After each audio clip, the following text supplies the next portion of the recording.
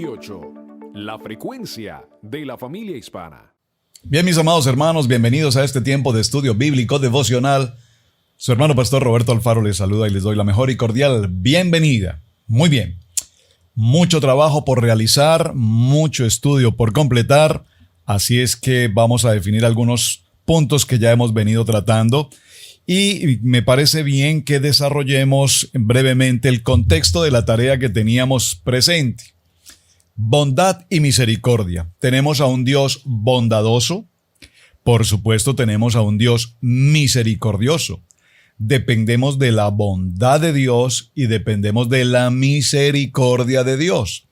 Pero recordemos que ese atributo, ese carácter de la bondad y la misericordia tiene que ser un reflejo de lo que nosotros como imagen de Dios somos en nuestro entorno y en nuestro diario vivir. Voy a tomar conceptos y definiciones propias en el diccionario respecto a estas dos palabras y luego daremos un contexto general a donde queremos llegar. La bondad, en primer lugar, es una virtud. Es una virtud que obviamente nace en el corazón de Dios, pero que es la bondad la que identifica el carácter del hombre. Podemos identificar al hombre bondadoso. Hay mucho aprecio cuando conocemos la bondad en una persona. Y esta bondad se caracteriza particularmente por otra palabra muy conocida que con mucha frecuencia usamos, que es la compasión. Por favor, preste mucha atención. Bondad es una virtud del ser humano que tiene que ver precisamente con la compasión. ¿La compasión de qué?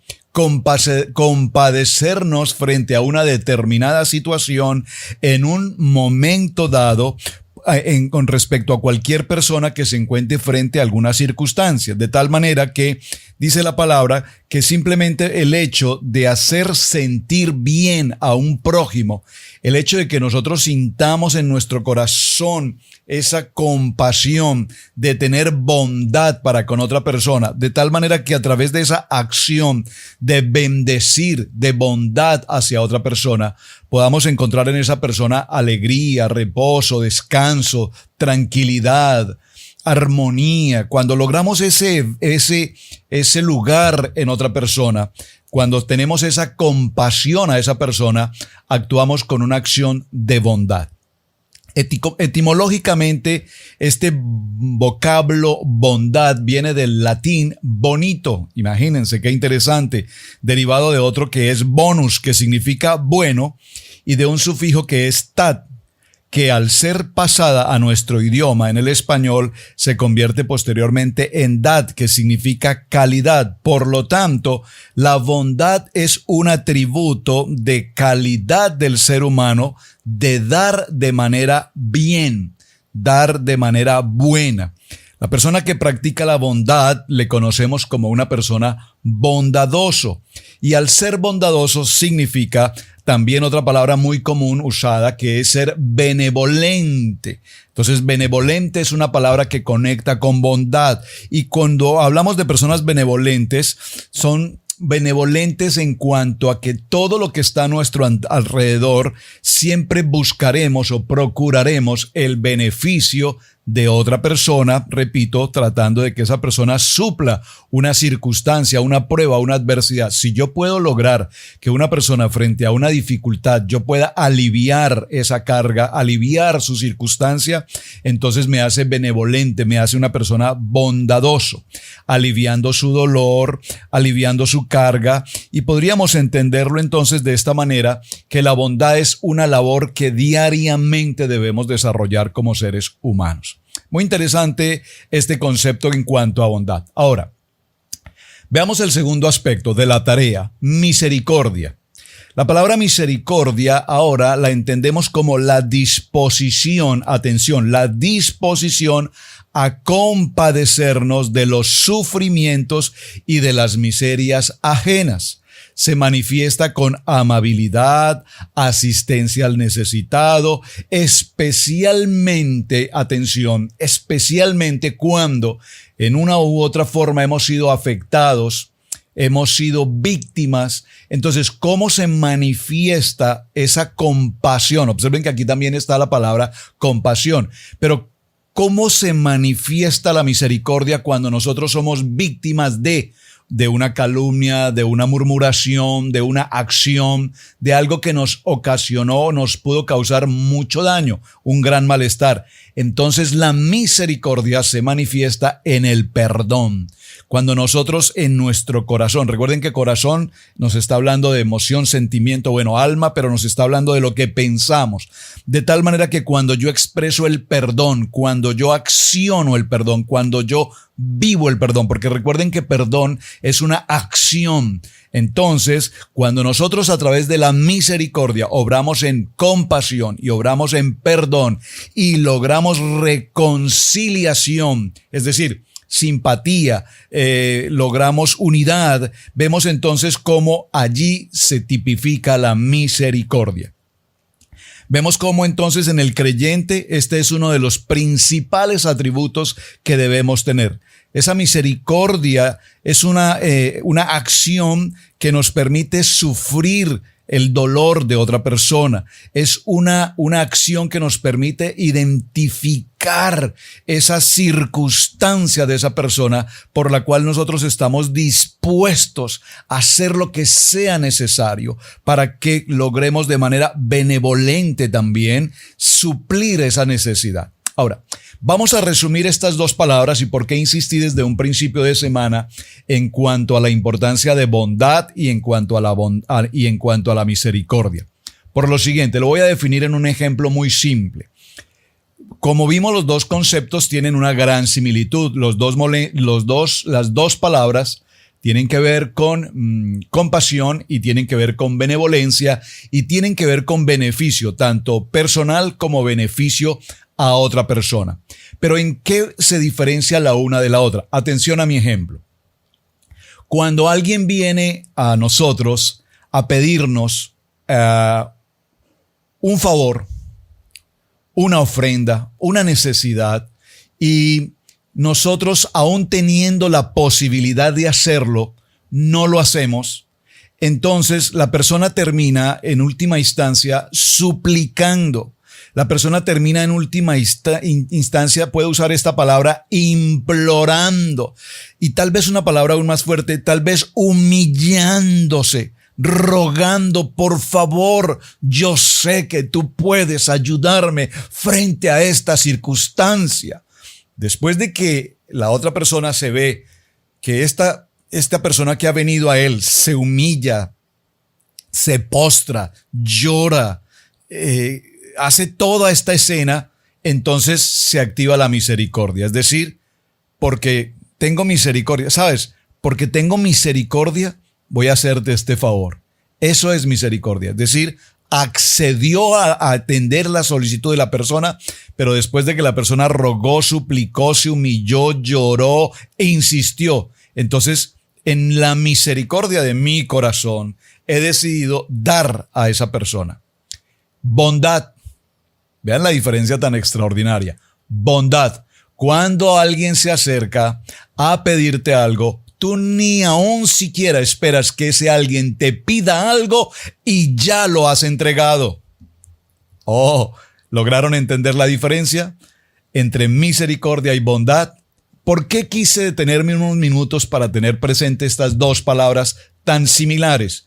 Porque cuando nosotros damos con amor, cuando nosotros entregamos en bondad, yo no necesito que alguien me pida algo, porque yo sé que esa persona tiene una necesidad y en mi corazón está el dar a esa persona.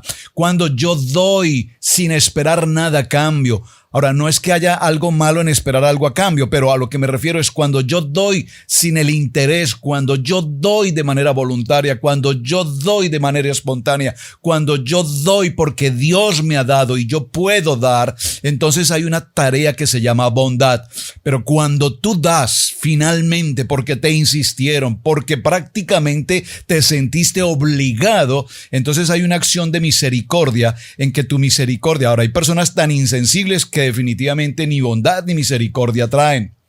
Por eso es tan interesante ver cómo usted ha notado un ejemplo muy particular. y es ver cómo cuando se producen efectos en la tierra como terremotos o estas catástrofes, usted sí ha notado, mi amado hermano, cuando vienen las noticias, cómo los países inmediatamente activan sus sistemas de alarma y actúan con bondad inmediata y envían cuerpos de rescate, fuerza aérea, soldados, ejército, todo lo que sea necesario, ayudas, dinero, alimentos, cobijas, carpas, primeros auxilios, porque los países, en el contexto que estoy tratando de mencionar, actúan con bondad. Pero sin embargo hay otros tantos cientos de países que ni siquiera se pronuncian, que ni siquiera consideran de lo más mínimo el atender una emergencia o catástrofe sucedida en otro lugar de la tierra. Entonces, ¿cuándo lo hacen? Cuando finalmente se cumplen los protocolos y el presidente de este país afectado se comunica con el presidente de ese otro país y le dice: señor presidente, estamos en una catástrofe, ha sido una terrible circunstancia, miles de muertos, necesitamos de su ayuda. Entonces este hombre finalmente actúa por misericordia. ¿Qué quiero mencionar con esto? Cuando tú actúas con bondad, entonces tus oraciones subirán al Padre, y antes de que las oraciones lleguen al Padre, ya el Padre ha contestado, porque Él conoce tu corazón y sabes que eres una persona bondadosa. Cuando actúas con misericordia, el Padre sabe que evidentemente sí has hecho algo, pero que lo has hecho prácticamente forzado. Por lo tanto, tus oraciones subirán al Padre y el Padre se tomará el tiempo necesario para contestar tus peticiones. ¿Me están captando cuál es entonces la idea? Cuando hablamos de ese Dios bondadoso que conoce nuestro corazón, sabe que cuando yo soy un hombre que actúo con bondad, de igual manera, dice mi esposa, cuando tomamos las ofrendas en la congregación, por un camino sube la oración y por el otro camino baja la bendición. Cuando tú envías la bondad, antes de que llegue al Padre, ya Él ha contestado, que es el clamor que tienes en tu corazón. Pero cuando tu oración sube delante del Padre y tú has tenido que obrar de una manera misericordiosa, forzado, casi obligado, entonces el Padre también tendrá la misericordia contigo, pero la respuesta tardará. Y también la palabra dice: y aunque tardare, espérala, porque ciertamente llegará. Bueno, muy bien, mis amados. Extraordinario, ¿verdad? Mucho podríamos tratar sobre el tema de bondad y de misericordia. Hay mucho más, pero esto es simplemente para dar un concepto básico de lo que tenemos que tratar. Estamos ya a puertas de cerrar nuestro parashá de esta semana. Recuerden el tema Nitzavim. Quiero reflexionar nuevamente y muy brevemente en el capítulo del libro de Devarim, capítulo 30. Deuteronomio capítulo 30, y acompáñenme un momento al verso 11, porque me pareció muy interesante. He estado leyendo nuevamente los textos y hay cosas que yo quisiera retomar y profundizar. Lastimosamente el tiempo no nos lo permite, pero quiero entrar un momento a este punto. Verso 11, dice la palabra: porque este mandamiento que yo te ordeno hoy no es demasiado difícil para ti, ni está lejos. Por favor, todos estos ordenanzas, todos estos mandamientos, todos estos misbot que yo te prescribo hoy, 613 ordenanzas, no son demasiado difíciles para ti, ni tampoco están lejos para que los realices. Todas estas ordenanzas simplemente son de obedecer, simplemente son de cumplir, simplemente dice la palabra: en ellas medita de día y de noche. Nunca se aparte de tu boca este libro de la palabra, sino que en cada uno de sus mandamientos, en cada una de estas ordenanzas, medita en ellas, haz como en ella está escrito, y entonces, mis amados, todo lo que ustedes empiecen les irá bien. Cuando nosotros sabemos que estamos actuando bien, sabemos que el resultado será bien. Pero muchos de ustedes dirán: bueno, pero yo veo que mi vecino es alcohólico, drogadicto, etcétera, y veo que sin embargo le va bien.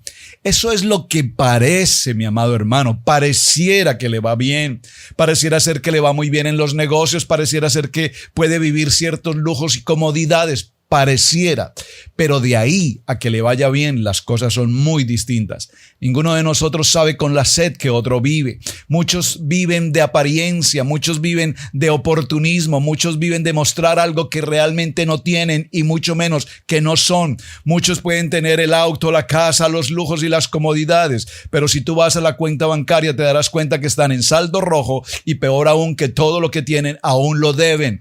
Por lo tanto, no te fijes en las apariencias. ¿Por qué? Porque el Señor nos está hablando y nos dice en esta palabra que los mandamientos que yo te ordeno hoy no es nada difícil para que los cumplas, ni tampoco están tan lejos como para que no los puedas realizar.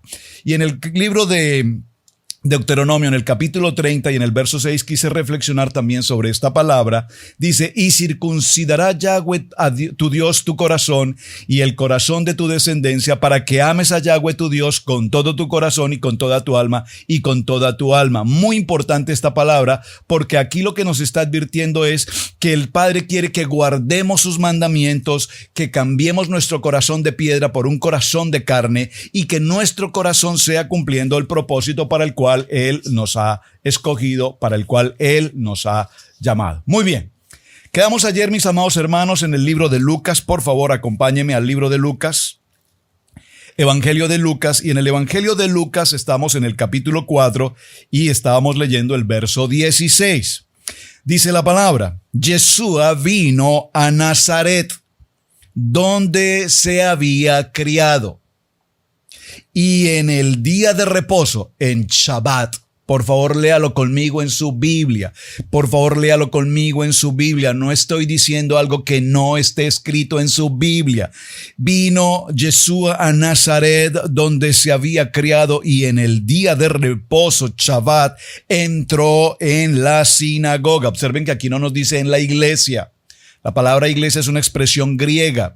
La palabra sinagoga habla de congregación, habla de asamblea, de personas. Y entró a la sinagoga y conforme a su costumbre, es decir, que esta no fue la primera vez que pasó por allí, es decir, que esto no fue por casualidad u ocasión que en un día de reposo Yeshua entró a la sinagoga. No. Como era su costumbre. ¿Cuál era su costumbre? Cumplir con el cuarto mandamiento.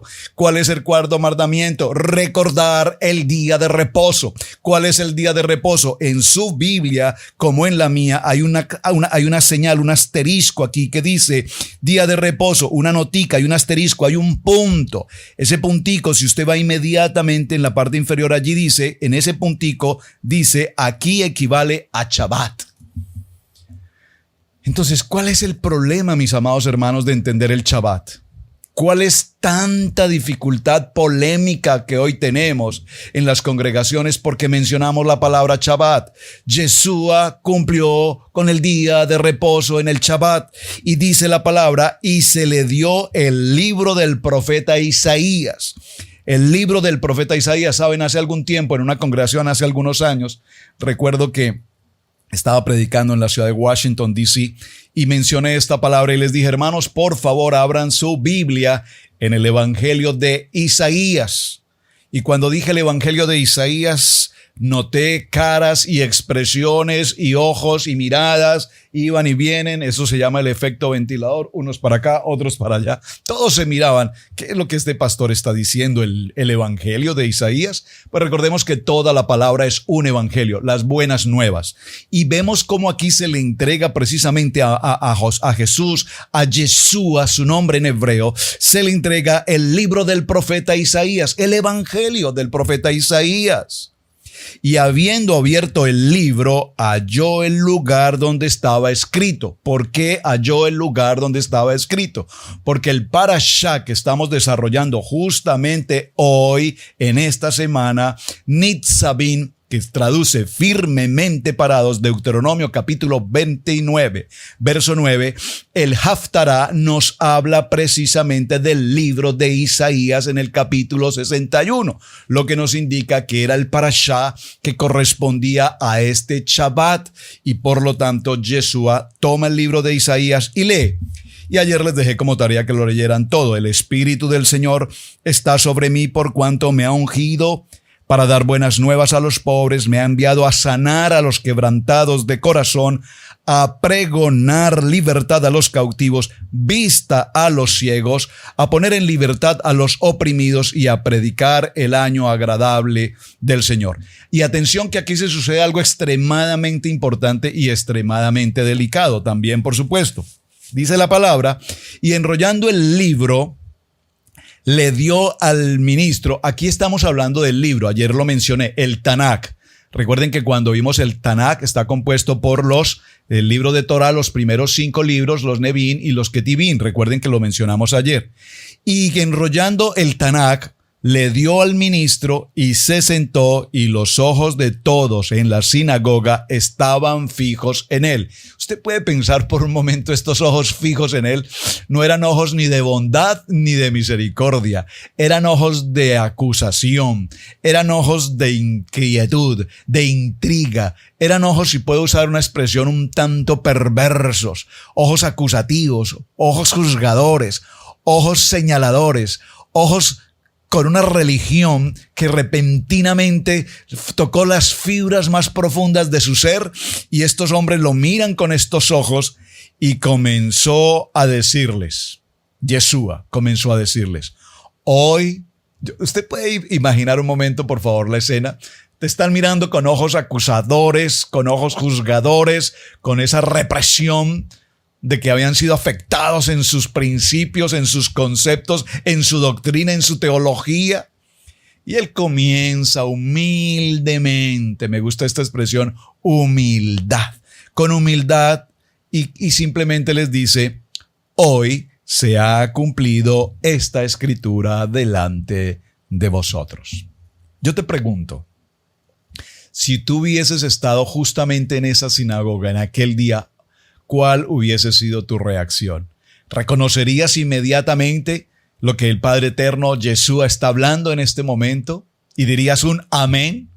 ¿O tus ojos y tu mirada sería la mirada acusadora, inquisidora, holocaustica de estos hombres? Interesante, ¿verdad?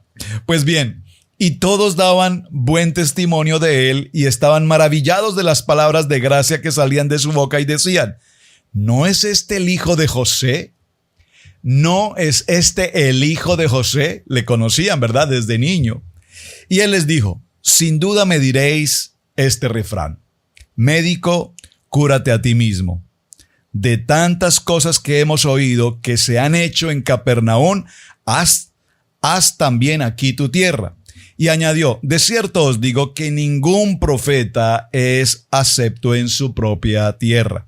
Y en verdad os digo que muchas viudas habían en Israel en los días de Elías, cuando el cielo fue cerrado por 3 años y 6 meses, y hubo una gran hambre en toda la tierra.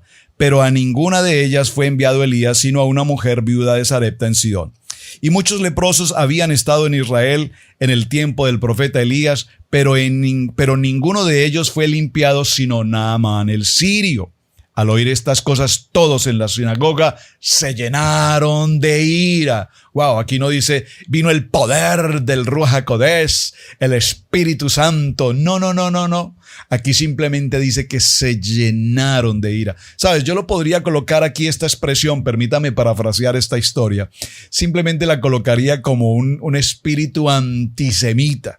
Cuando mencionamos muchas veces la Torá o cuando celebramos las fiestas, las santas convocaciones, mejor, no acostumbro a usar esta palabra fiestas, las santas convocaciones de Levítico 23, cuando mencionamos un talí, cuando mencionamos los tzitzis, cuando mencionamos todo esto, dice, se llenaron de ira, un espíritu totalmente antisemita, y levantándose, le echaron fuera de la ciudad y le llevaron hasta la cumbre del monte sobre el cual estaba edificada la ciudad de ellos para despeñarle. Mas él pasó por medio de ellos y se fue. Muy importante, extraordinaria esta enseñanza, esta palabra. Realmente me llena de gozo el poder compartir este punto. ¿Por qué, mis amados hermanos? Porque si empezamos a desarrollarlo cada uno de ellos en su detalle, nos daremos cuenta de algunos aspectos interesantes. Entre hoy y mañana hacemos el cierre de este punto. En su primera venida, recordemos que se cumplió la primera parte de la profecía, es decir, Yeshua vino ¿para qué? Vino para dar buenas nuevas a los pobres, vino a sanar a los quebrantados de corazón, vino a pregonar la libertad a los cautivos y vista a los ciegos. Vino a poner en libertad a los oprimidos y vino a predicar el año agradable del Señor. Entonces, ¿qué significa esto? Que en la segunda venida, que es la que estamos precisamente esperando hoy, viene ahora un tiempo de venganza, y ya hablaremos sobre ese detalle. Consolará a los enlutados de Sión y nos dará gloria en lugar de ceniza, gozo en lugar de luto y alegría en lugar de angustia. Dice, además de llamarnos árboles de justicia. Entonces dice la palabra, dice, reedificarán las ruinas antiguas y levantarán los asolamientos primeros y restaurarán las ciudades arruinadas, los escombros de muchas generaciones, y extranjeros aceptarán vuestras ovejas, y los extraños serán vuestros labradores y vuestros viñadores, y vosotros seréis llamados sacerdotes de Yahweh, ministros de Dios seréis llamados, comeréis las riquezas de las naciones, y con su gloria seréis sublimes. En lugar de vuestra doble confusión y de vuestra deshonra, os alabarán en sus heredades, por lo cual en sus tierras poseerán doble honra y tendrán perpetuo gozo. Una pregunta importante entonces. ¿Por qué este trato tan especial para con el pueblo de Israel? El verso 8 nos dice, porque yo, Yahweh, soy amante del derecho, aborrecedor del latrocinio para holocausto. Por lo tanto, afirmaré en verdad su obra y haré con ellos pacto perpetuo, y la descendencia de ellos será conocida entre las naciones, y los renuevos en medio de los pueblos. Todos los que le vieron reconocerán que son linaje bendito de Yahweh. En gran manera me gozaré, dice Yahweh, mi alma se alegrará en mi Dios, porque me visitó con vestiduras de salvación, me rodeó de manto de justicia, como a novio me atavió y como a novia adornada con sus joyas. Verso 11, como la tierra produce su renuevo, y como el huerto hace brotar su semilla, así Yahweh es Señor, que hará brotar justicia y alabanza delante de las naciones. Así es que, mis amados hermanos, hoy vemos precisamente cómo en el mundo, en las naciones, nosotros nos vemos muchas veces angustiados, y el mundo está a la expectativa de esa segunda venida, de ese regreso maravilloso de nuestro Mesías, de ese linaje bendito del Eterno que va a estar precisamente con nosotros. Y cuando se cumplirá esto, estamos precisamente a las puertas de que todo este proceso y todo este plan se cumpla. Así es que, mis amados hermanos, dice la palabra, yo soy amador del derecho. Y aquí la palabra amador del derecho nos habla de aborrecer todo tipo de inquisición, todo tipo de holocausto. Y la palabra olá, que es la palabra que se usa para injusticia, puede significar todo esto que ha vivido el pueblo de Israel. Saben, durante miles de años hemos visto y conocemos por la historia, no solamente la historia universal, sino el contenido de la historia bíblica.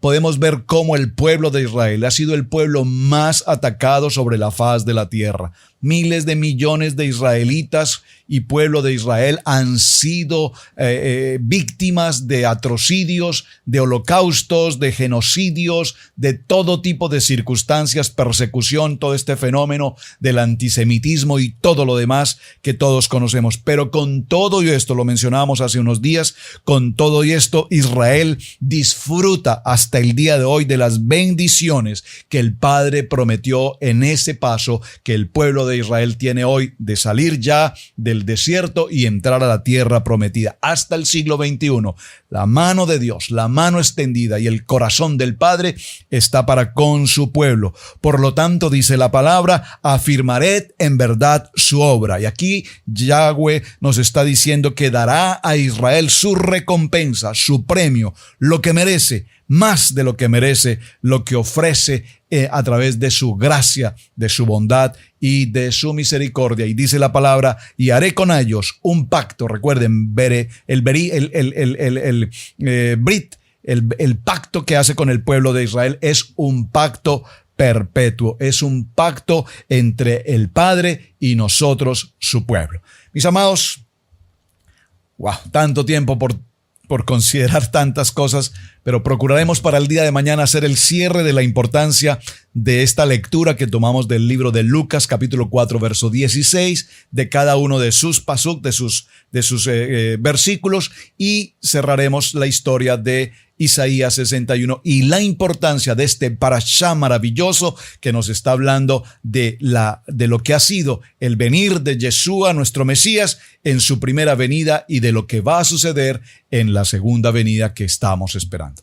Mis amados, su hermano Pastor Roberto Alfaro les saluda. Muchísimas gracias por acompañarnos. Gracias por compartir esta enseñanza. Hasta el día de mañana. Shalom. Bendiciones.